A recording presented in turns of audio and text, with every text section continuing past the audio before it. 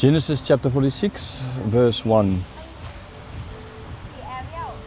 So Israel took his journey with all that he had and came to Beersheba and offered sacrifices to the God of his father Isaac.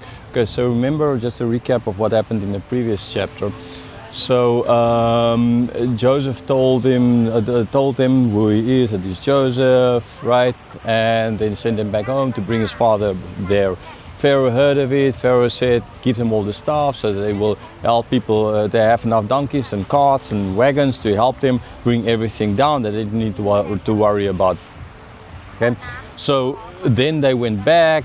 We don't know exactly who told their father together, but they said, no, Joseph is alive. They didn't speak about that. Moses doesn't mention that because it's not important, because ultimately this is God's work.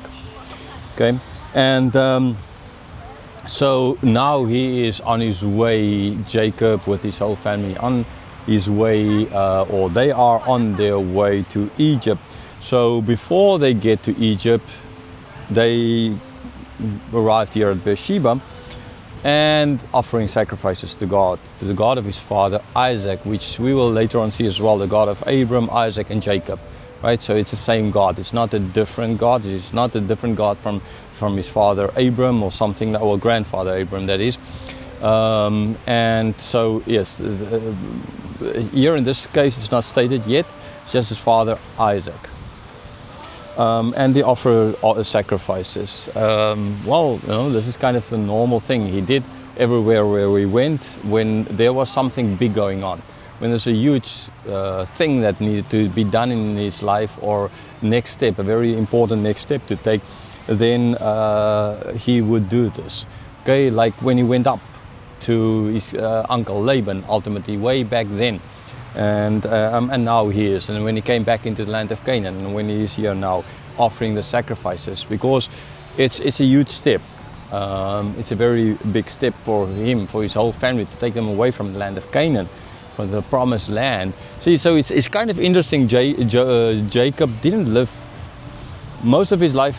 No, well, I wouldn't say most of his life, because he was young up till the time that he took the blessing from his father, which he would have been quite an older guy by then. But he spent a lot of his life outside of Canaan.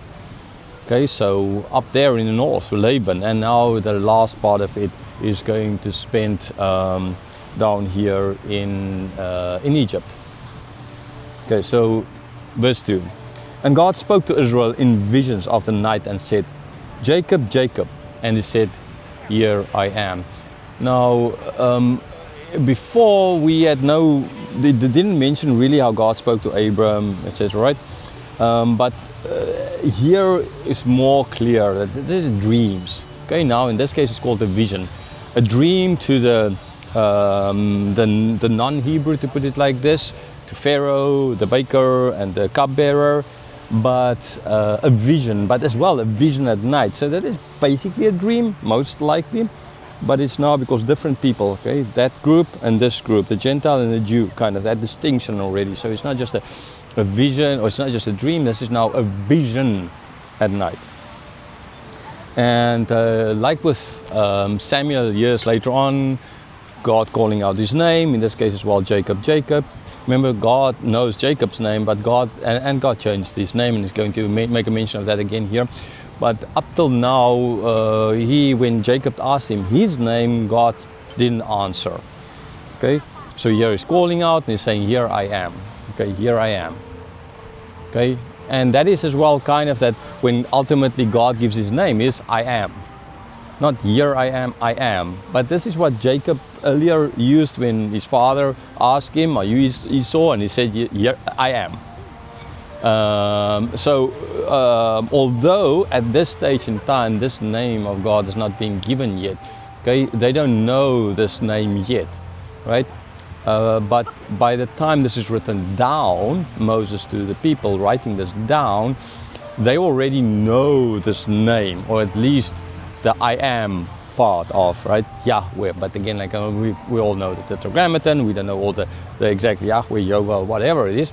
Okay, that's not the important part. God's name was not they weren't allowed to say God's name, so therefore we don't know it. I've spoken about that a number of times. But again, the fact is, he didn't know, but here is saying, here I am, where he before said I am. So that is as well as a pointing towards the people hearing this, not Jacob, because he wouldn't understood this, but the people hearing this would understand what is going on here, right? This is now already a kind of a pointing out to that, kind of a connecting of this, although they don't know yet, although God knows only his name. That's kind of an important point as well.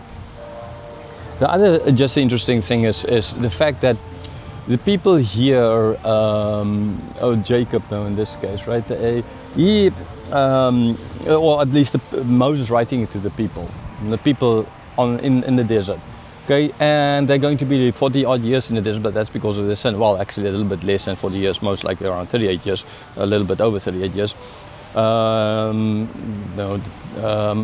so they could look at the life of Jacob and see that he was the one who promised the Canaan, but he spent a lot of his time outside of it, like the majority of them, and even the majority of them just in the desert on their way to the land. Verse 3, then he said, I am God, the God of your father.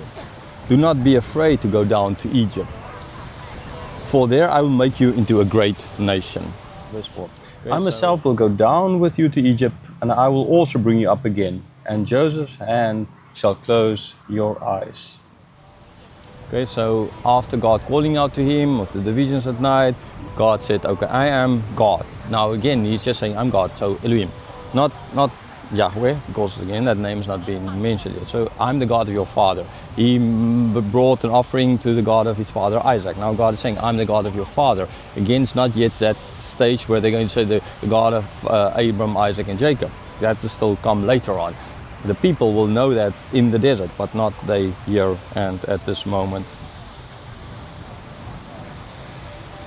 Okay, and then as well, important point here is just what he's stating. So don't be afraid to go down to Egypt.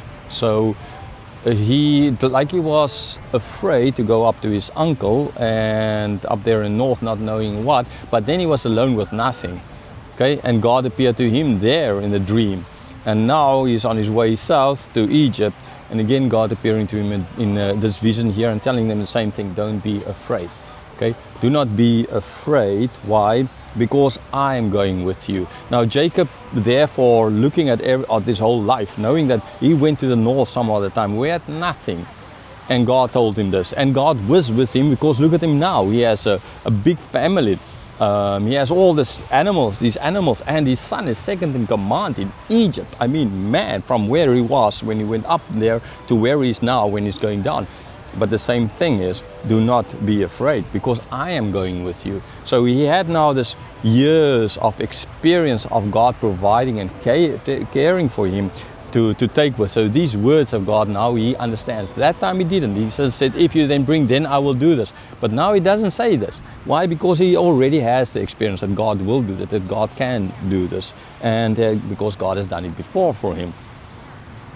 So he will go, but he will be brought up again. Yes, not alive, we know. And that is why when he died, he said he don't want to be buried there. And they carried his bones up. And that Joseph's hand shall close your eyes. Okay, so now this is the time, not his sons telling him, not Benjamin and the rest telling him, not the thing seeing it, but God himself telling them that your son Joseph is alive and he will close your eyes. So you will see him. So you won't die from here to there on the way to Canaan. Don't worry about that. Unlike everybody else there in the desert on the way to the promised land, they died, the whole generation. But in this case now, don't need to worry about, you will get there. Why? Because I will. Your son will close your eyes, I will be with you, and then you will come out from there as well.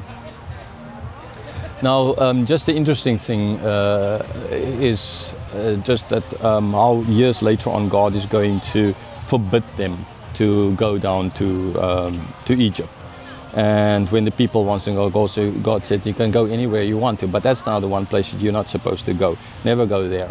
So what's the difference here? Okay, I mean, understandably it's a difference in time, but not only that, the difference in time and a difference in reason, because there they are going down to Egypt would be, they are a strong power, they can protect us, right? instead of God here can protect us. We trust them, they can protect us. So the problem was they were trusting the Egyptians and not God, because that is why God told them not to go down there.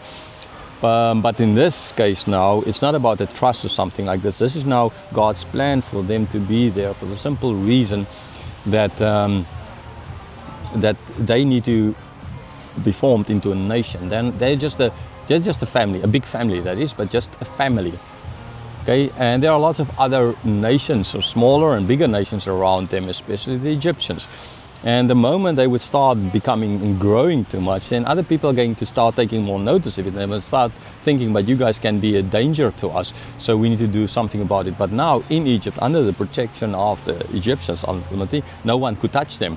So like, in a sense, it became untouchables, but not bad, like in certain countries, untouchables, because they are dirty or something like that, like in India but the Dalit, whatever. But the idea of that they are now safe on us. So that was ultimately what God is doing this next phase of. So in that case, it's not. They're already a nation, and they trust, so therefore not. Years later on, actually, another Joseph is going to go down to Egypt. Now in this case, not the Joseph that will meet Jacob, right, in Egypt, but the Joseph that will be sent to Egypt with his son. And that is, as we know, Jesus, when he had the dream and he saw that he had to go down. So Joseph in that case had a dream to go down to Egypt. Why? So that his son could be protected while Herod is alive there, and when Herod died, he came back. So as well, those connections. But again, Moses is not making these connections here, because Moses had no idea how the story of Jesus would play out. Other prophets came later on, they explained more, but still they could not foresee exactly how. But we, looking back at the whole picture, we can see that the Holy Spirit is at work here, because God himself is intertwining all these things here. So though Moses wrote this down, he didn't foresee this, or he didn't know this is how it's going to play out. But we, because of the work of the Holy Spirit, we can see that the Holy Spirit was at work in Moses through him to write this down, and ultimately it will be as final and greatest fulfillment in Jesus when he went down to Egypt.